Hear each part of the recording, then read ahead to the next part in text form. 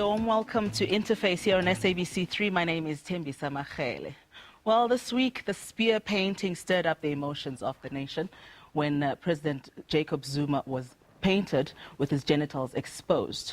This has divided the nation, with some saying that the president's dignity has been violated, and others saying the artist had every right to paint that painting.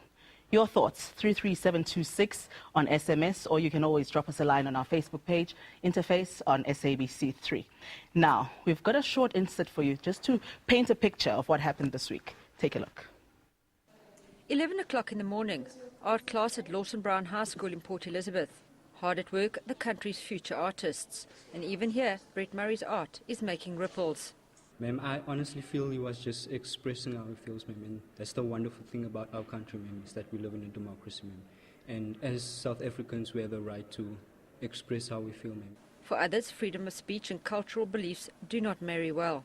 When you're looking at the painting from a cultural point of view, we feel like it is definitely wrong. But then when you're looking at from an art point of view, I don't see anything wrong with it. The National Arts Festival is held in Grahamstown every year. The festival itself is no stranger to controversy or to protest art. Artists, both pre- and post-apartheid years, have used the festival to showcase their talents and to highlight social, economic and political injustices. It was very important in the apartheid years. This was one of the places and the one festival where you actually could stand up and say or paint or do whatever you wanted to do when you were an anti-apartheidist. The struggle for freedom and liberation in South Africa has been led through voices of poets, artists, writers, dancers and musicians. The basis for artwork rests in how it is interpreted. The Brett Murray painting, I don't agree with that at all. It is pornography. I don't hold with pornography at all. And to do that to anybody, irrespective of who it is, I think is totally incorrect. I wouldn't want anything like that in this gallery where I work. I would feel very uncomfortable if I had to have something like that staring at me.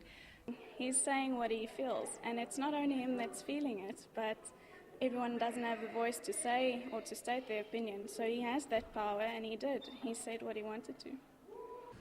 Grahamstown National Arts Festival Director Ismail Mohammed says the nature and style of Murray's work has been consistent throughout his career. Mohammed believes it will be a sad day if we degenerate into a society that destroys its artwork because we disagree with what it represents.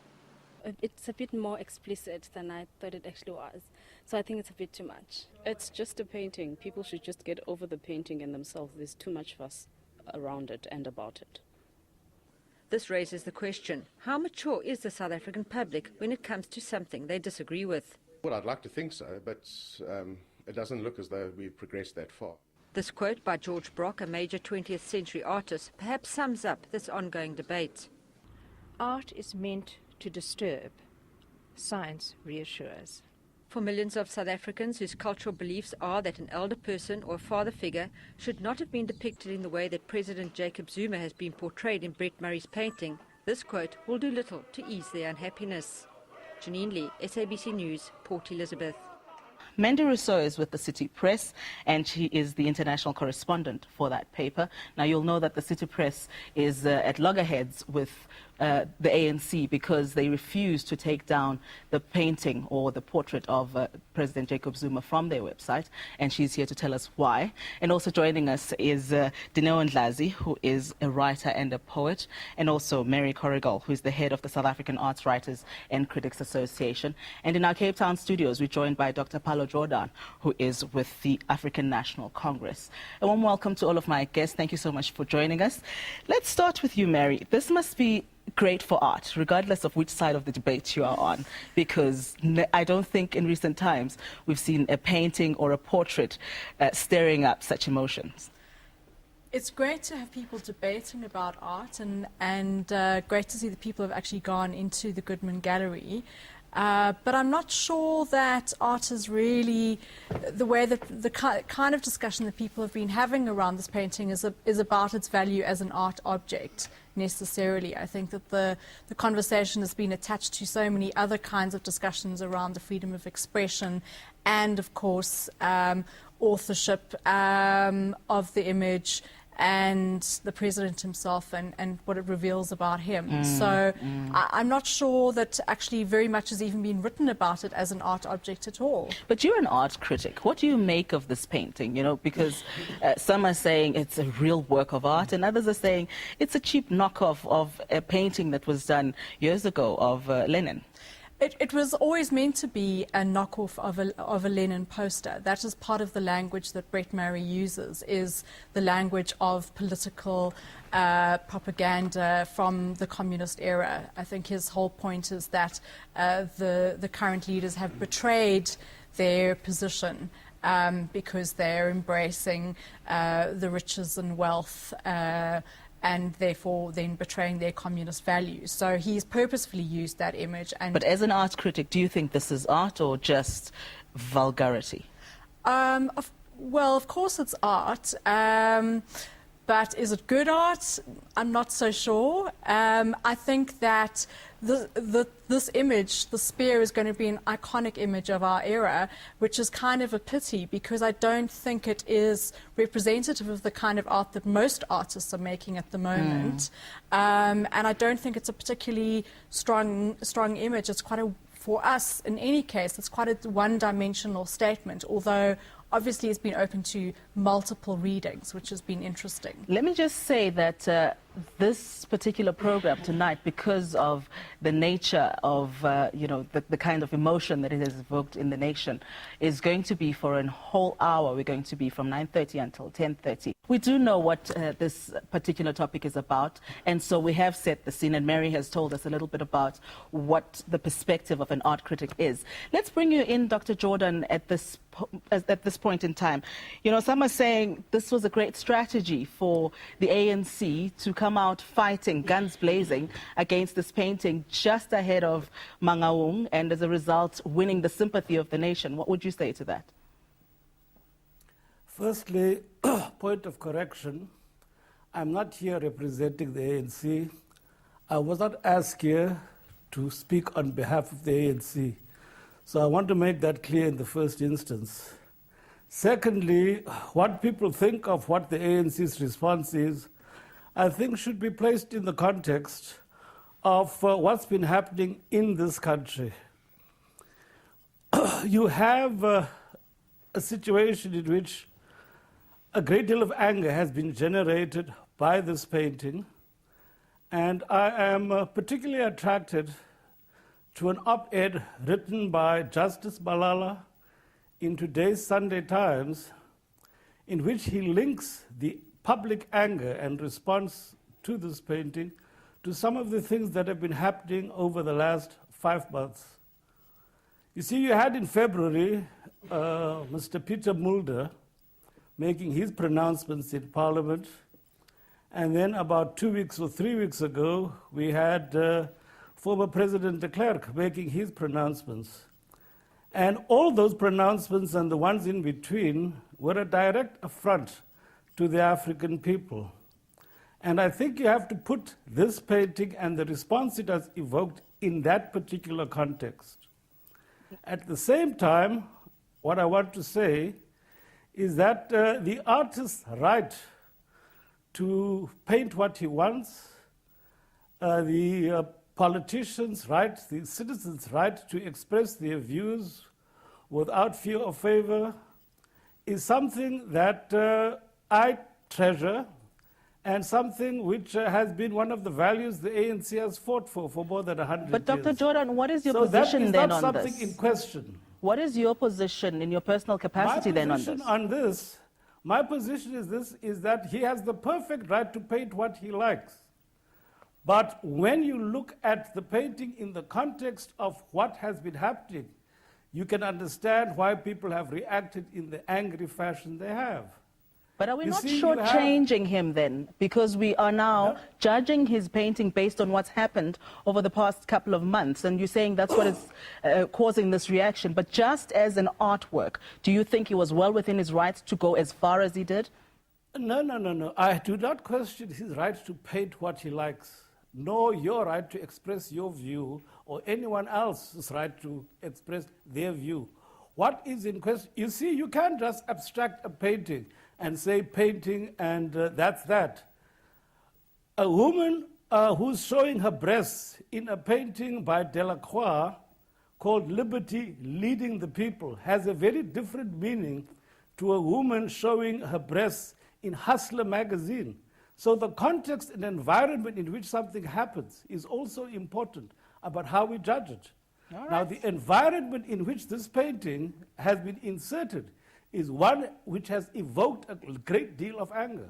Okay, we're going to look a little bit further into, what the artist should have considered in terms of the environment, and we're going to talk to the rest of our guests, but we have to take a short break. Remember that we are taking your SMSs on 33726 and also your Facebook messages on Interface on SABC3. Stay with us.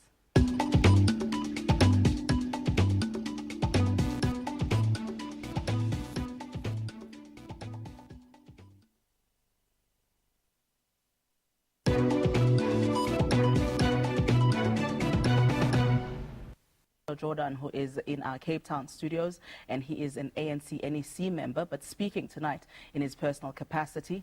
Dineo Ndlazi is an artist and an associate at Rios Partners, and also an organization which facilitates dialogue on complex social issues. We've also got Mary Corrigal, who is the head of the South African Arts, Writers and Critics Association, and Mandy Rousseau, who is from the City Press newspaper. Now, Dineo, when Brett Murray was writing his statement to the police, he said that this was just resistance art, it's satire, and it was nothing personal against anybody. He was just being an artist. You're an artist yourself. Do you think the uproar that we've seen is just basically general people like myself not understanding art? Art has had that critical role in society from early on. So we've always raised eyebrows as artists. And it's quite hard for me because I'm also wearing different hats tonight. I'm here as Dineo, a black woman who's implicated by this art piece from that angle, and as a facilitator from Rios who's also implicated, and as an artist, because I believe as artists we are storytellers and we tell stories of what's going on in society. So do you think that looking at the rights versus the responsibility of an artist, which you are, that Brett Murray in this particular instance pushed the envelope just a little bit too far, or was it still well within the ambit of what an artist does? I feel like he had every right to do what he felt like doing, but the responsibility part is what he might have underlooked, what the consequences of this could be. But like I said, at the same time, I see where the angles are coming from, because we all implicated as South Africans, we all feel marginalized. And what's very sad for me is that we're so polarized by these issues. Our leaders are polarized. It's everybody in my position, this is my say and I'm sticking with it. And we're not even entertaining to see where the other views are coming from.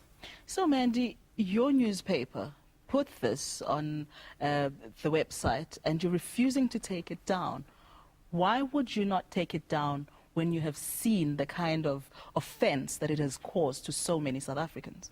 Just to correct you there, we had it in our newspaper last week in the printed copy, and only 4 days after that, we were told by the ANC that it took offense to the painting. So since then, we've been looking at the situation in the country. We've been looking at the temperatures rising, and today my editors apologized for the hurt that this has caused, because this isn't the kind of thing that we could have anticipated in any way. But does that mean you're taking it down from the website because you've apologized now? We are definitely looking at that option. We are in discussions about the ANC about this, but we definitely are not going to take it down when we're faced with a barrel of a gun. The ANC has called for a boycott on City Press. We feel that that action was unnecessary, and that was taking the whole issue way too far. And we would like to have a South African solution about this. We would like to have a discussion about boundaries. Where does artistic impression start and where does dignity end? And we would like the ANC to take that discussion further and get involved in it in a more constructive way. Dr. Jordan, I know that you are speaking in your personal capacity here today, but we've got to ask you this. Mandy is saying that they're not going to take down this painting facing the barrel of a gun, which is how they feel they are being treated at the moment. Do you think that it was right for the city press to go ahead and exercise its right and its freedoms to be able to publish what it wants? No. The rights of newspapers, the rights of South African citizens to freedom of expression are rights that we have all struggled and fought for. And it's rights that we cherish and that we will always advocate. But what I am saying is that, you see, when you exercise your right, you also have to be sensitive to the environment in which you're exercising them. I'll give you an example which is perhaps removed from this painting. Here in Cape Town, a couple of years back, maybe 10 years ago, a woman had a license plate made for herself, you know, the personal license plate, which read N-A-Z-I. And she explained that when she was growing up, her name was Nazima, and her mother used to call her Nazi. And that's what she had put on her license plate. But a substantial section of the South African community took exception to it because it also spells Nazi. And in response to the sensibilities of that community, she had it changed to N-A-Z-E-E, which also pronounced Nazi, but doesn't offer any offense. Now, that is the sort of sensitivity that one is talking about the environment in which you act. Now, that is an innocent example where someone had no intention of harming anyone. She was just making a license plate, a personalized license plate for herself. But if we put those kinds of limits, unanticipated question, you know, that unanticipated response. Yes. You see, so you have to think about those things when you act. but if That's we all do I'm that, saying. Dr. Jordan, if we do that and we put those kinds of limitations to artists, are we not stifling their creativity here? No, yes, we might well be stifling their creativity, but we are also nursing reconciliation and social peace in our society. You see, for example, I am an agnostic. I don't believe in any supreme being, right? When they made that cartoon a few years ago in Denmark, which depicted, I suppose, what was supposed to be a suicide bomber, ascending into heaven, and he's met by someone who says to him, hold on, fellas, we're fresh out of virgins. I laughed like crazy when I saw that. But in the context of the Islamophobia that's happening in Europe, that was an extremely offensive cartoon. And I would not do that in that context, you see. Equally, as an agnostic, I would find it very amusing to say, for example, given the economic climate in Spain today, to do a cartoon of the crucifixion in which the soldier says, my Lord and Savior, in light of the economic circumstances, please cross your legs because I only have one nail left. But you wouldn't do that in a Catholic country like Spain because it will cause deep offense.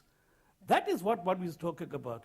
And of course, it means that the artist cannot do that and should not do that because it will cause offense. Okay, while you're still on that point, Dr. Jordan, what do you make then of the call to boycott the newspaper? Well, that is the price you pay if you are in the market. When people don't like your product, they don't buy it. All right, fair point. Mary, what do you make of what he's saying? That, you know, as an artist, you've got to be sensitive of the environment within which you operate. Well, I think the nature of art is such that you question what norms are. That's what art making is about. It's about pushing those boundaries and discovering what are the norms and testing the limits of decency. So I think it's a bit of a...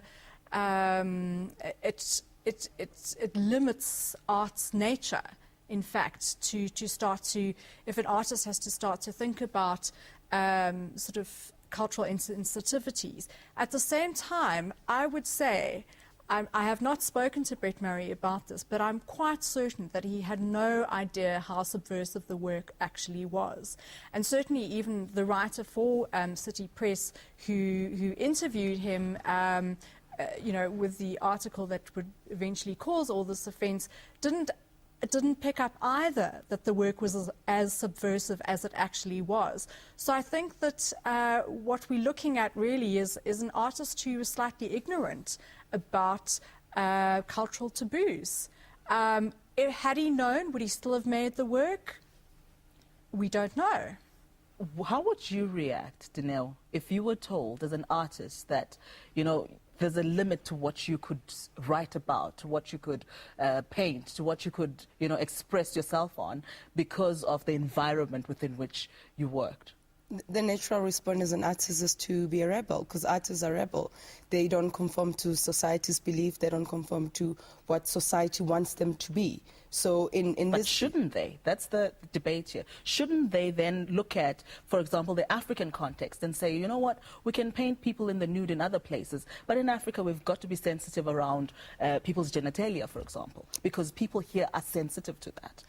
Yes, to Africans we are sensitive to that, but not everybody is reacting the same way. Not everybody's feeling offense to this painting. So we've got a lot of divergent voices, and I think what this gives us opportunity, artists or not artists, is for us to listen to each other, because we're not listening. Everybody's holding a strong position, and I'm standing by this as an artist, as a black person, and I'm not seeing where the others are coming from. So it should be giving us an opportunity to engage in authentic conversations, you know, be willing to hear the other side, because in that could lie wisdom. Is this democracy in action, in your view? I think it certainly is. You know, we're a teenage democracy. We are still finding our feet in the world, and I think we've done relatively well for such a young democracy.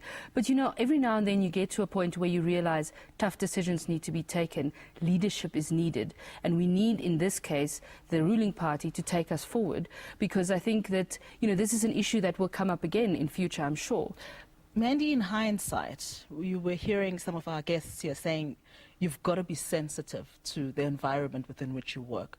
In hindsight, as a newspaper, do you think that the decision to go as far as you did and to stand your ground around how you published this particular image, that you yourselves were not sensitive to what was going on around you and to the feelings and emotions of the South African people? You have to keep in mind that the whole issue about relating this painting to Africans, to black men, etc. That was an issue that was introduced by the ANC. Previously, before that, people certainly discussed it in an art context, but those kind of issues didn't come up. So, as I said before, we could not have anticipated this kind of reaction. We could not have anticipated the way people would react to it. We certainly now look at it differently. We certainly see that different choices need to be made at this point, but I do think that it's a necessary debate which we need to have as a country and which we need to be honest and open about. And you're saying we could see you backing down and taking that image down from your website? Not if we're facing a barrel of a gun, but we're very open to discussions about it. We'd like a South African solution for this. What's a barrel of a gun? Because they've asked you more than a number of times to say take it down. But what would you respond positively to? We would like the ANC to recall the boycott, to say people of this country can buy City Press freely and don't need to do it on the sly, as some of them have been doing today. And I think that, and that would give us an environment in which we can talk about this and take this issue further. All right, thank you so much. We've got to say goodbye to Mandy Rousseau, who is with the City Press, and she is an international correspondent there telling us what the way forward will be, particularly for the City Press on this issue. And we're going to take a short break. Remember that you can also join this discussion, 33726, that's how you keep in touch. And after the break, when we do come back, we are going to be joined by one of the men that defaced the painting. So stay with us.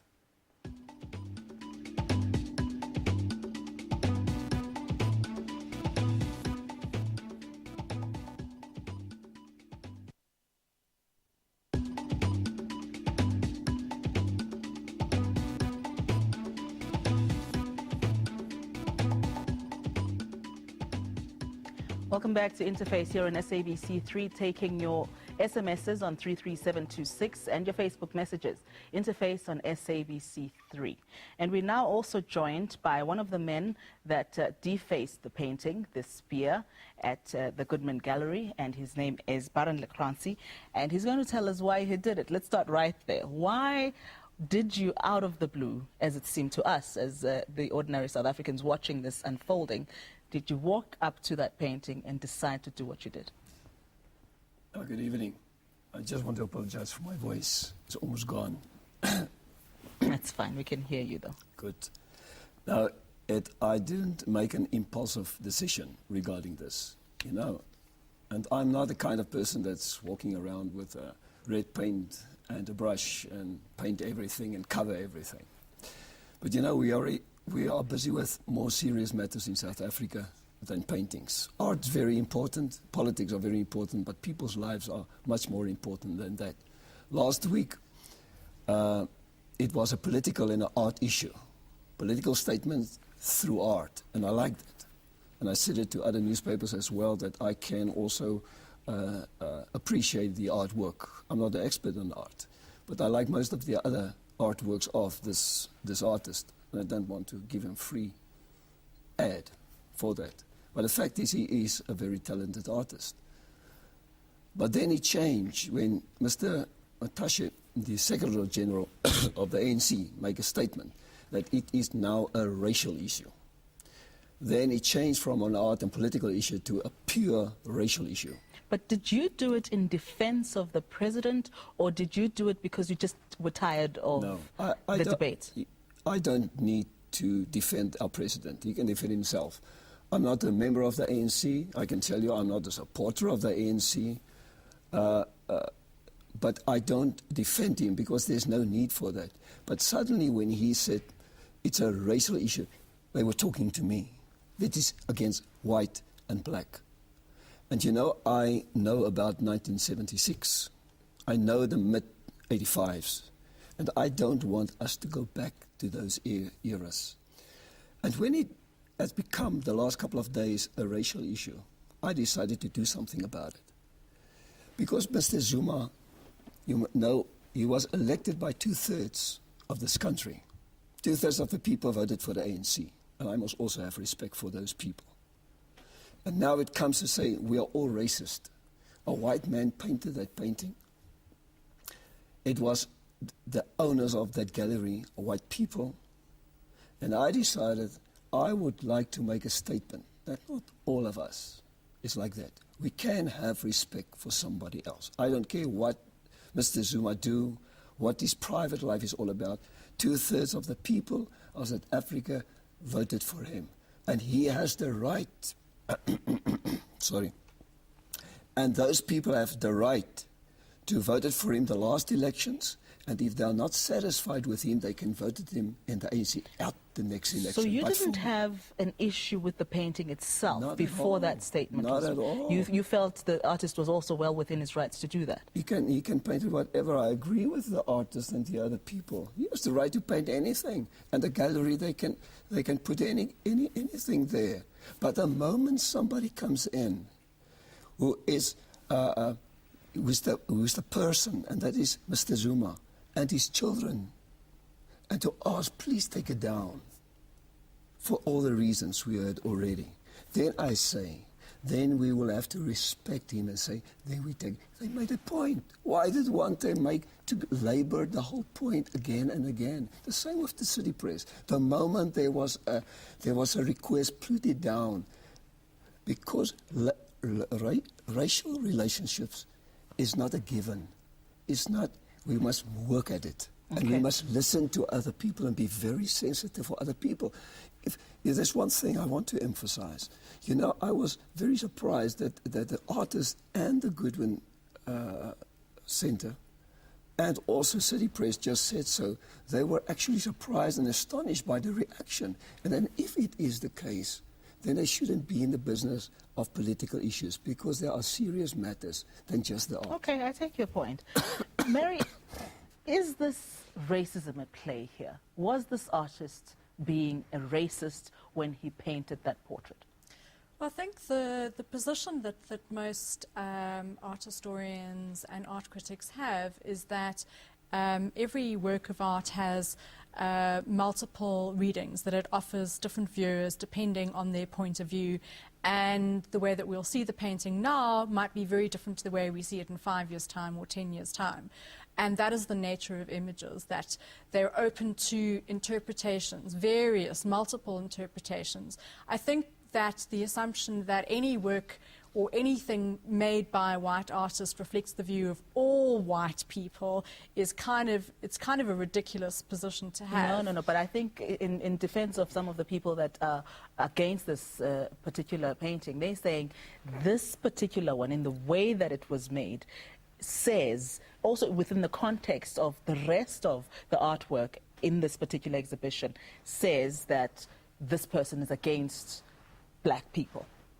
I mean, as I said, I think it depends on the viewer's point of view. I think that the fact that we are so polarized around what this artwork means and what it says about our society, how is it reflecting who we are and where we are now, that there are so many diverse views, I think substantiates the fact that we all see the artwork in different ways. Okay. So I don't think we can invalidate somebody's interpretation. If somebody views it as being a racist artwork, we can't really argue against it, because that's, images are open to different interpretations. Dinewa, is this cultural imperialism and racism?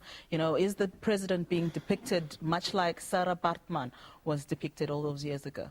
In the work that Rios does, because we work in complex social issues around education, issues around healthcare, issues around children's rights, there's always underlying issues, above the major issue. And race will always come to play in the country, because every time we get stuck around something, race comes to the forefront, because the reality is South Africa lives in a racially divided society. We have people in Alex and we've got people in Sandton. And because people come from those contexts and their own beliefs and their own images about themselves, always race will be projected upon things. But do you think that the artist was being a racist in the views that he expressed in that exhibition and in that particular painting? My thinking is that he was culturally insensitive, but I don't think it was racist. It's the unfortunate situation. It was done by a white person who drew a black person, and because South Africa, it's at that stage where race is it plays itself everywhere, so that's why it will project as that way. Everyone comes from their own context, but that's my view, and Okay. Everyone is entitled to their own views. Dr. Jordan, what's your view on this one? No, I don't think the painting in and of itself is racist, but I want to take issue with Mary Carrigal. You see the cartoons that the Nazi cartoonists made of Jews. You can't tell me that those are not racist.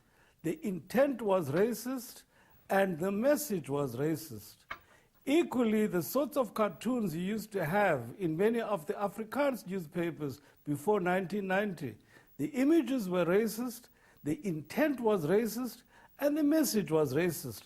And it's not a question of context, it's also the question of the artist's intent, which is why I drew the analogy of Delacroix's painting of a woman with bare breasts and a woman with bare breasts in Hustler magazine. You can't tell me a woman with bare breasts in Hustler means the same thing as Delacroix's bare-breasted woman. Mary? They mean two different things, and the intention is also different. So she shouldn't try, to pull wool over our eyes with, oh no, it's a question of maybe the time and maybe in 5 years' time. No. Delacroix's painting of liberty leading the people has that meaning. There is nothing erotic about it. It has no intention of being salacious. But the woman in the Hustler magazine, that is its intention. Mary? I can't really predict what we will feel about the image in 5 years' time. In 5 years' time, perhaps it'll be very clear to us that it is a racist picture. I can't say. I think that things are shifting. Yes, it is about the artist's intent. I don't think, given the context of the exhibition, that the artist, Brett Murray, was motivated by any kind of racist feeling. I mean, we're talking about somebody who made political struggle art posters. He risked his life doing it. So this is somebody who was fighting for equality. This is not... so I think from his... I obviously can't say because I haven't spoken to him, but my senses from the exhibition and from his history, I would say that he wasn't trying to make a racist statement whatsoever. I think he was trying to make a statement about power and about political authorities who've been abusing power.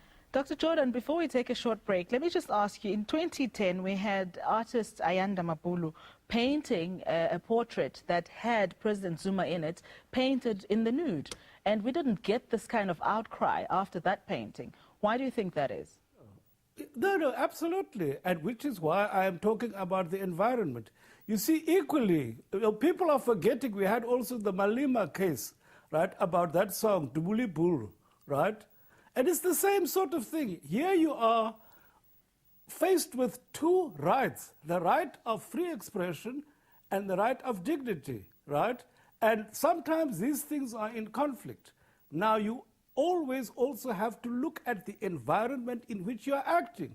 Dubuli Bulu, in and of itself, let's say in 1976, no one would have raised a voice about it. But in 2011, people get upset about it, right? And yeah, it's a question of environment. All right. Dineo, I want to get your thoughts on this particular issue, but we have to take a short break. We're back right after this.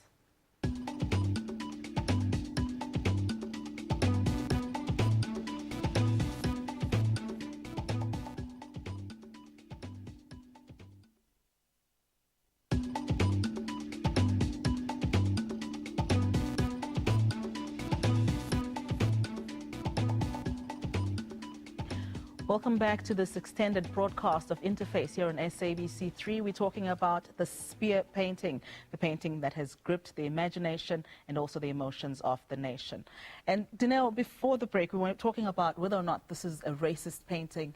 And I want to just read something that Higher Education Minister President Zuma said on this painting. He says it's one of the most serious violations of the black body in recent times. Do you agree with that statement? Like I said, I think people come from their own context, and that's the context he's coming from, and that's why he's making the statement. But what I wanted to say, what's powerful that's happening right now, hearing his story about why he defaced the painting tells a different story than what we saw on TV. Because when we saw it, we probably thought this is a pro-ANC member, this is somebody who agrees with what Zuma is saying, and hearing his story. And this is what South Africa is hungry for. It's hungry for authentic conversation, so we could hear each other, because we're not hearing each other. We all, like I said earlier on, we all defending our own positions. We all saying this is what I believe in, and therefore you've come in and you've stepped the line over here. What should we be doing in your context of the work that you do? In the context of what Rios does is that we've got several ways of engaging people, and one of the powerful ways is dialogue, because what dialogue invites is says that we all hold the answer. But that's what we've tried since 1994. We have been trying to dialogue, or to have a dialogue, since that time, and every time there's something slightly sensitive, we erupt as a nation. Because we move from a dialogue mode to a debating mode. Debate says I'm wrong, you're right, my view is the right way, and this is the wrong way. Whereas dialogue says we all hold the answer, we all have the pieces of the answer. So every time when an issue that's very sensitive that comes to power, like right now, we get into a debating mode. You're right, your view is wrong, and my view is right. That's not dialogue. And what dialogue also, wants to achieve is to create a common understanding. But there's a lot of underlying issues in this painting. It's not about the painting itself, as we've heard. Race was an issue, cultural insensitivity was an issue, gender was an issue. So it shows that South Africa has a lot and has a long way.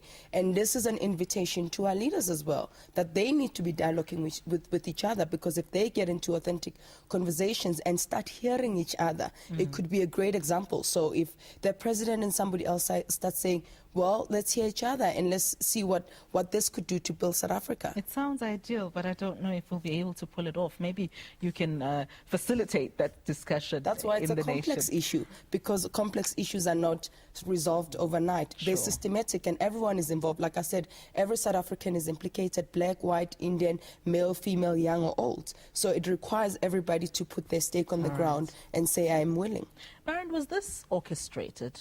The way that you and the other gentleman defaced this painting. You had the cameras already there, and there you were with your red paint, and then he comes, you step aside, he comes straight after, and he does his little bit, and later on you say, Sounds no, like a very good script. Yeah, we didn't know each other from a bar of soap.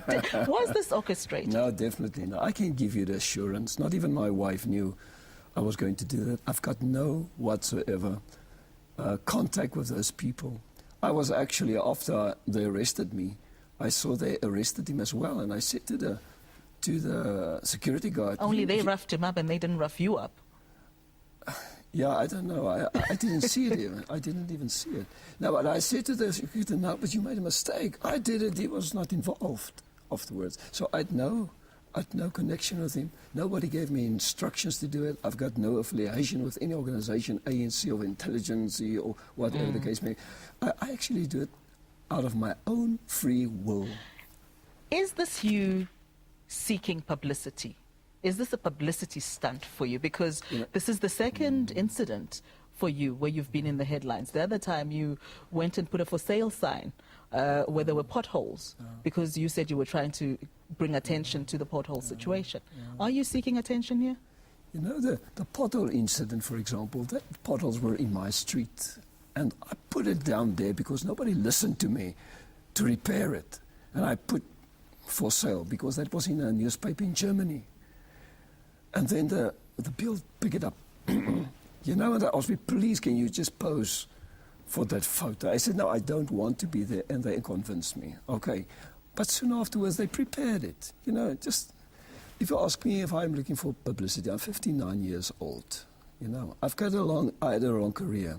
I've got no intention to go into politics. I don't want to gain anything. I don't want to have to prove anything. And I can just tell you, I actually waited till the cameras were there the whole time. I was not asking for any. The cameras there were for early. I was the first visitor that morning. I stepped in. Immediately after that, the cameras were there. And I waited for them, for the cameras to be away and not so many people and even so the security you were just a guard. man on a mission. You were not trying to seek any publicity. All right, we'll take your point on that. Dr. Jordan, this has been done in other places in the world. In Canada, the Prime Minister has been painted in the nude. He shrugged it off. We had Silvio Berlusconi in Italy, also painted in a very compromising position. That wasn't a big deal. Why is this such a big deal in South Africa? Is it just that we don't understand art? No. It's because we are puritanical. You see, in an African family, and I think you know this yourself from your own experience, you know that your parents have had sex because you exist, but you never think about it, you never talk about it, you never even raise it with your aunt, right? And that is how we are as Africans. We're very puritanical, right? So, yeah, that response was to be expected. Now, I privately have my own morality, which is very different, right? Now, yeah, when I saw the painting in a city press the first time, my response was actually to giggle. And I said, "Oi, they've done him an injustice," talking about, you see, other matters, right? I wouldn't say that publicly because it would annoy people. But that's my response to it. All right. Now, Mary, let me just come back to you. Is Africa, in light of what Dr. Jordan is saying, is Africa compatible with democracy then? If we're going to say, well, in our culture, there are certain things that are taboo, we don't talk about this, we don't talk about that, and we have artists, by definition, expressing themselves freely. Are we compatible with democracy? Well, I think that we don't fully understand what democracy means. Even from Bert Murray's situation, he's making political statements like he did back in the day, expecting to change a regime when actually the people can just vote Zuma out if they don't agree. So he's kind of also not really altogether, understanding what it is to be in a democracy. That maybe his kind of work is maybe out of sync, slightly out of sync, not just with what the masses think, but what an artist's role is now. Which is, we live in such a complex political and social context, and none of his work even scratches beneath the surface of it. Although, ironically, obviously, this work has actually elicited through this response. Perhaps he's getting to see, what might be lying beneath the picture. Dr. Jordan, are we compatible with democracy in light of what you've just said and in light of what Mary has just said as well? No. We are absolutely compatible with democracy. I think every society is compatible with democracy. But what I am also saying at the same time is, in a democracy, we always consider our neighbors. My rights end where my neighbors' rights begin. And in that respect, we have to be sensitive to our neighbors. So just as Nazima in Cape Town changed her license plate to NAZEE to show sensitivity, other people should be just as sensitive. But shouldn't And that is not Nazima, being undemocratic. shouldn't That is not Nazima being say- undemocratic. shouldn't she have said, look, this is my name, this is the name that holds a significance and a special place in my heart, and therefore, if I spell it differently just to be sensitive to what you feel, it shortchanges me because it's not showing the way that I was named. No, it is not shortchanging anybody, because what she was trying to put on a license plate is Nazi, right, which can be spelled Z-I or Z-E-E. She got the spelling Nazi, N-E-E, and she was happy, and the rest of the community was happy. right. That is how you solve things in a democracy. We're going to have to leave it there, Dr. Jordan. dialogue I'm is not very sure well I'm taken. sold on this one. I'm not sure I'm sold on this one. And I'm not sure how it would translate for an artist, you know, how they would have to incorporate that kind of sentiment. But let's take a short break. We're back with this discussion after this.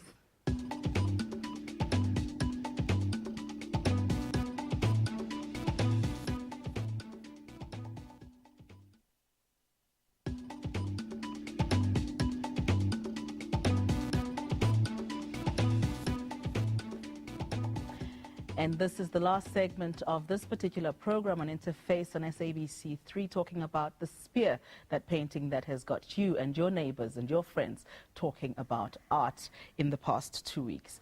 Let's continue with this discussion. Dineo, let's wrap it up. Where to from here? In hindsight, should all of the role players, you know, you were talking about how you've got to be at peace and speak to each other in a nice manner and not just debate. No, I didn't but just say have, that. Well, that's what it translates to, that you don't want to just have a debate, you want to dialogue. You want to hear all the sides that are in this. In hindsight, what should we as South Africans be looking at here? What should the role players here be considering? It's, I just want to go back to that point. Dialogue does not say, let's all be lovey-dovey and nice and forget about each other's opinions and views. It just says, let me temporarily suspend my judgment so I can hear where you're coming from. And this is what is needed, not only from our leadership positions, but from us where we're standing at. You know, we do not hear each other at community level where we're staying with the people, our neighbors, whether foreign or whether South African or not. So it's not about forget your point of view, cast it aside. But what we should be looking at as South Africa is what kind of society are we wanting to create for our children? We want a just society free of all the isms and schisms. And what are we willing to put on the ground to create that kind of society? The article that Dr. Jordan was referring to in today's, one of the papers today by Justice Malala, talking about how, you know, in light of all the painful things that have brought race to the surface in this past week or two, what has happened to the dream that former President Nelson Mandela and Archbishop Desmond Tutu had, even with trying to heal the wounds that we have? Do you think that what's happened in this past 2 weeks has shown that South Africans are really not there? We're not at that idealistic place where we can actually be a rainbow nation? Very true. I feel like the wounds are not healed yet. It can't take one process, which we know we've had several processes of trying to heal the wounds. There's still a lot of pain, and that's what's going on with this artwork, because the attention has shifted from this is a piece of art to this is a racial attack. No, this is an African disrespect to our culture. So it shows us as South Africans that there's still a lot of bleeding wounds.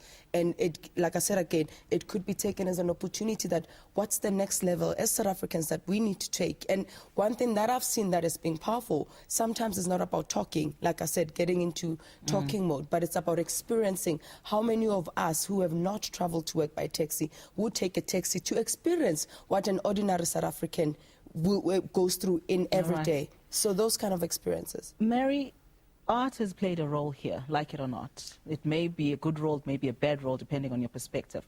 In hindsight, just looking at what's happened, what do you think art should be doing right now to further the discussion and to heal the wounds of South Africans?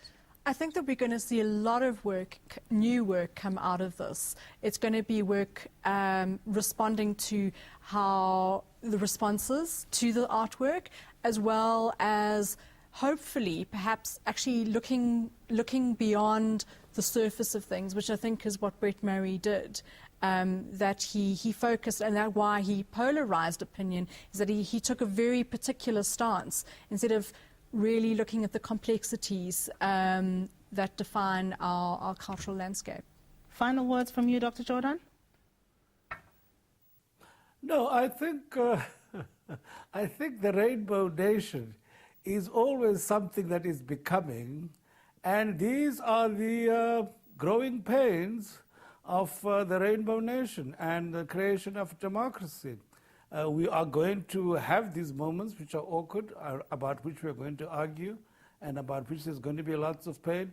But I think, we're absolutely right in pursuing a non-racial democracy, and we'll arrive there someday. All right, final words, Byron? I hope that this issue will be over the next few days. I hope the ANC will withdraw the case so that we can get our attention to more important things than this we are talking about. Dr. Jordan, do you think that's what should happen? The ANC should withdraw the case? Let's go back to more important things? At this point, I don't think it can. In any case, I think we're due now for a judgment from the full bench, isn't it? All right. Thank you so much for your thoughts. Thank you to all my guests. I was kind of pushing you there, Dr. Jordan, thinking you will take a very firm stand that we can hold on to. But thank you for coming through to Interface tonight, and thank you to all of my guests for taking part. Thanks to you for your SMSs and also your Facebook messages. Let's keep this discussion going. Remember that Interface will be back at the same time, back to our half-an-hour slot at 9:30 on Sunday. From me, Thembisa Makhele, and the team, good night.